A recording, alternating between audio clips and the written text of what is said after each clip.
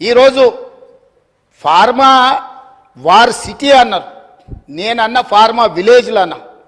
Polluted ఇండస్ట్రీని మొత్తం తీసుకొచ్చి ఒక 25,000 ఎకరాలలో పెడితే వారు అమెరికాలో చదువుకొని వచ్చి వారికి తెలుసు.